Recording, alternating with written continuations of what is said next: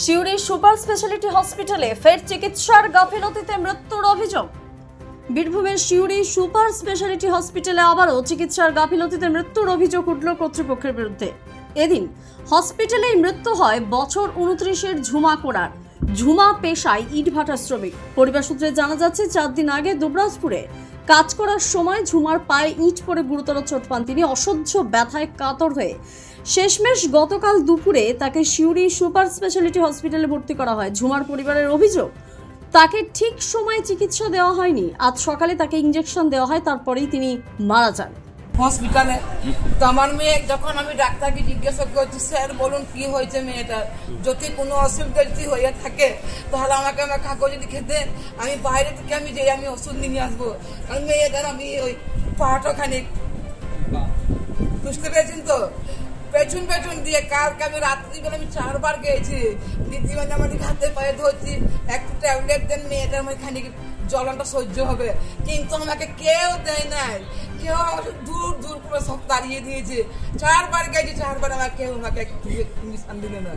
সকালবেলায় যখন ইঞ্জেকশনটা দিল, খানিকক্ষণ পরে আমার মেয়ে যখন বললো যে মা আমাকে কিরকম লাগছে, কেন কিরকম জল খাবে তুই মা, চোখ আমার অন্ধকার হয়ে গেল, ধাঁধু হয়ে গেল।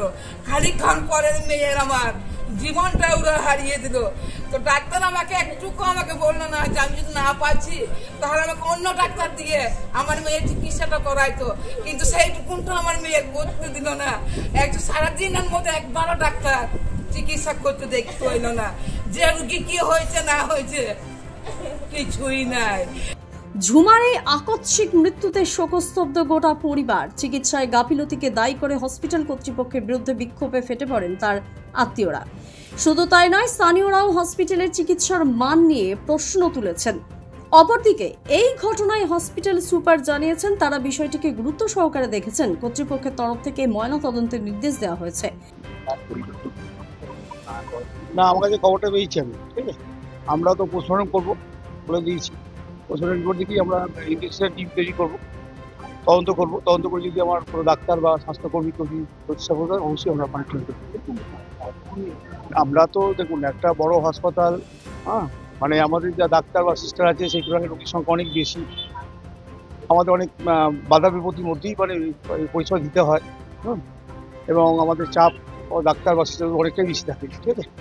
ন্যাচারালি যে কোনো মৃত্যুই দুঃখজনক, এটা তো অবশ্যই কোনো জায়গা নেই। এবং আমি যা শুনলাম যে পেশেন্টের বয়স মাত্র 28 বছর বয়স।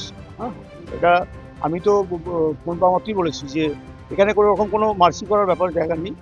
আমরা তদন্ত করবো এবং পোস্টমর্টম হবে, তাতে আবার ডাক্তার বা সিস্টার যে স্বাস্থ্যকর্মী হয়ে যাবে না কেন, যদি সমস্ত ওঠে না, আমার পার্টিসিপেট ভরসা করবো না। এবার দেখুন, সেটা তো নিশ্চয়ই দেখুন, ওনারা তো মর্মাহত হয়ে আছেন বাড়ির লোকজন।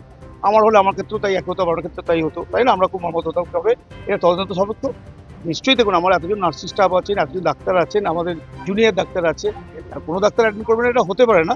তবে আমি তাও বলছি, যদি হয়ে থাকে ওনাদের কথা আমি মেনে নিই। আপনারা যদি প্রশ্ন করছেন তাতে আমি মেনে নিই, বলছি যে এটা সম্পূর্ণ আমি তদন্ত করে দেখব। ময়নাতদন্তের রিপোর্ট আসার পরেই প্রকৃত মৃত্যুর কারণ জানা যাবে বলে মৃতার পরিবারকে আশ্বাস দিয়েছেন তিনি।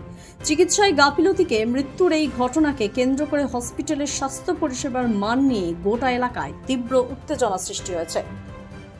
দ্য সহজ পাঠ, সহজ কথা, সঠিক তথ্য।